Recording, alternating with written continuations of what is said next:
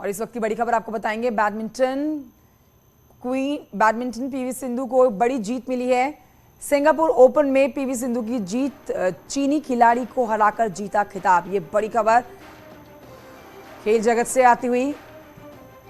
Badminton star PV Sindhu की हम बात कर रहे हैं। बैडमिंटन खिलाड़ी पीवी सिंधु, जिनको एक बड़ी जीत मिली है। सिंगापुर ओपन में पीवी सिंधु को ये जीत मिली है। चीनी खिलाड़ी को हराकर खिताब अपने नाम किया। भारत के लिए गौरवान्वित करने वाला ये पल, जब एक और खिताब बैडमिंटन में पीवी सिंधु ने अपने नाम कर लिया है। कई रिकॉर्ड पहले ही इनके नाम पर हैं, कई अवार्ड अपने नाम कर चुकी हैं।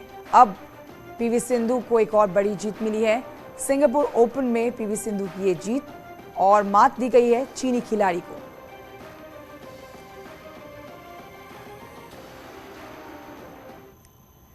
कोरोना वैक्सीनेशन को लेकर नया रिकॉर्ड, देश ने छुआ 200 करोड़ वैक्सीनेशन का आंकड़ा।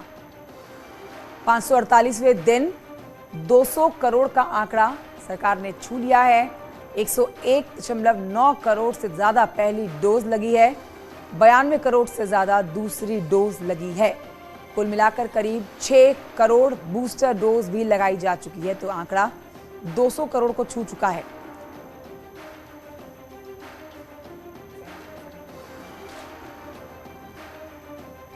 तो देखिए, ये भी सरकार के लिए एक ऐतिहासिक पल, जहां पर करोड़ों की जनसंख्या वाले देश में 200 करोड़ के आंकड़े को सरकार ने छू लिया है। वैक्सीनेशन का ये महा रिकॉर्ड अपने नाम किया है, और 548वें दिन ये रिकॉर्ड, महा रिकॉर्ड अपने नाम किया दर्ज सरकार।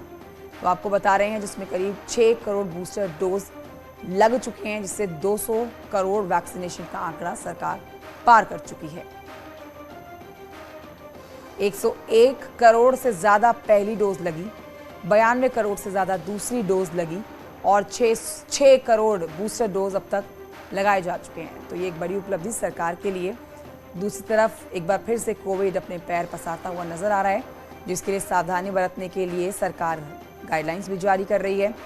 एक बार फिर से कोविड नंबर बढ़ रहे हैं, लेकिन सरकार पूरी तरह से मुस्तैद, और वैक्सीनेशन को लेकर जो एक नया महा रिकॉर्ड सरकार ने बनाया है, उस पर आपको जानकारी दे रहे हैं कि पहली वैक्सीनेशन की जो डोज थी वो 101 करोड़ लोगों को लग चुकी है। उसके बाद दूसरी जो डोज आई वो 92 करोड़ लोगों को अब तक लगाई जा चुकी है, और 6 करोड़ बूस्टर डोज अब तक लगाए जा चुके हैं। फराह खां मेरी सहयोगी और जानकारी के साथ फोन लाइन पर मौजूद हैं। फराह, एक तरफ कोविड फिर से पैर पसारता हुआ नजर आ रहा है, लेकिन दूसरी तरफ सरकार ने जो तैयारी की है वैक्सीनेशन की, उसमें सरकार का ये महा रिकॉर्ड कहा जाएगा, 200 करोड़ का आंकड़ा छू लिया है। हमारा संपर्क हमारी सहयोगी से टूट गया, लेकिन आप देख रहे हैं, ये सरकार के लिए एक ऐतिहासिक पल माना जाएगा कि वैक्सीनेशन का ये महा रिकॉर्ड, 548वें दिन 200 करोड़ का। और आइए आगे बढ़ते हैं, आपको बताते हैं, मानसून सत्र से पहले केंद्र सरकार ने सर्वदलीय बैठक बुलाई है। ये बड़ी खबर इस समय की आपको बता रहे हैं। मानसून सत्र से पहले केंद्र सरकार ने सर्वदलीय बैठक बुलाई है। बैठक में विपक्ष के भी कई दिग्गज नेता शिरकत कर रहे हैं।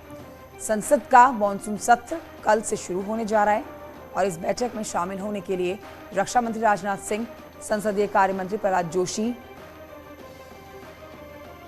टीएमसी के सांसद सुदीप बंदोपाध्याय, साथ ही अपना दल की सांसद अनुप्रिया पटेल भी पहुंची हुई है इस बैठक में। तो मानसून सत्र से पहले मंथन जो किया जा रहा है, उसकी एक तस्वीर आप देख रहे हैं। आज होती हुई वही ये बैठक, जिसमें कई दिग्गज पहुंचे हुए हैं। केंद्र सरकार ने सर्वदलीय ये बैठक बुलाई है, और विपक्ष के भी कई बड़े चेहरे इस बैठक में मौजूद हैं। बैठक में विपक्ष के भी कई दिग्गज नेता शिरकत कर रहे हैं। संसद का ये मानसून सत्र है जो कल से शुरू हो रहा है। विनीत और जानकारी के साथ हैं। विनीत, ये हम तस्वीर दिखा रहे हैं सर्वदलीय बैठक की, जहां पर विपक्ष के भी कई बड़े चेहरे मौजूद हैं इस समय।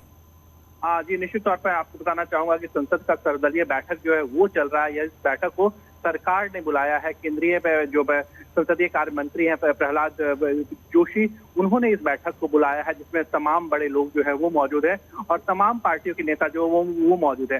तो पूरी तरह से ये कोशिश की जा रही है, सरकार की ओर से कोशिश की जा रही है कि जो संसद का मानसून सत्र जो सोमवार से शुरू हो रहा है वो सुचारू तौर पर चले, और उसमें अधिक से अधिक कामकाज हो, इसके लिए सभी दलों के साथ बैठक की जा रही है, सभी दलों के साथ रायशुमारी की जा रही है कि वो उनको सहयोग जो है वो मिले।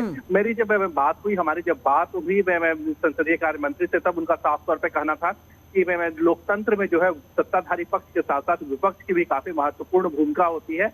ऐसे में विपक्षी पार्टियों को भी विश्वास में लेना बहुत जरूरी है ताकि अधिक से अधिक लोक कल्याण के मुद्दों पर चर्चा हो सके, अधिक से अधिक बिल पर चर्चा हो सके और उसे पास करवाया जा सके। संसद का कामकाज जो है वो अधिक से अधिक प्रोडक्टिव हो, इसको लेकर के जो बैठक है वो चल रहा है। मैं आपको बताना चाहूंगा कि इस बैठक में जहां संसदीय कार्य मंत्री मौजूद हैं, उसके साथ ही साथ रक्षा मंत्री में राजनाथ सिंह भी मौजूद हैं, पीयूष गोयल भी मौजूद है। मैं इसके साथ ही साथ अगर हम एनडीए के घटक दलों के बात करें तो अनुप्रिया पटेल भी मौजूद है। अगर हम उत्तर प्रदेश में की बात करें तो जयंत चौधरी भी यहाँ पर मौजूद हैं। बिल्कुल, तो सर्वदलीय बैठक है और ये बड़ी बात है अपने आप में कि विपक्ष के भी कई दिग्गज इस बैठक में शामिल हो रखे हैं। बहुत शुक्रिया आपका विनीत जानकारी के लिए। गिरते भूजल स्तर को देखते हुए यूपी में जन जागरूकता अभियान चलाया जा रहा है। लखनऊ में मुख्यमंत्री योगी आदित्यनाथ ने जागरूकता अभियान का शुभारंभ किया है। डिजिटल भूजल रथ को हरी झंडी दिखाई गई है सीएम के द्वारा और इस दौरान उन्होंने लोगों से भूजल को जागरूकता की अपील भी की है लोगों से। आपको बताएं कि इस अभियान में बुंदेलखंड के 6 जिले और पश्चिमी यूपी के 4 जिले शामिल हैं। जल की एक एक बूंद के संरक्षण के लिए व्यापक पैमाने पे अलग अलग मॉडल खड़े किए गए। एक वाराणसी मॉडल है जिसमें पुराने पड़ चुके हैंडपंप, जो इंडिया मार्क का हैंडपंप थे, जो अब जिन्हें एक प्रकार का बेकार मान लिया जाता था, उनके ऊपर के हैंडल को निकाल करके शेष नीचे तक तो पाइप पड़ा ही है,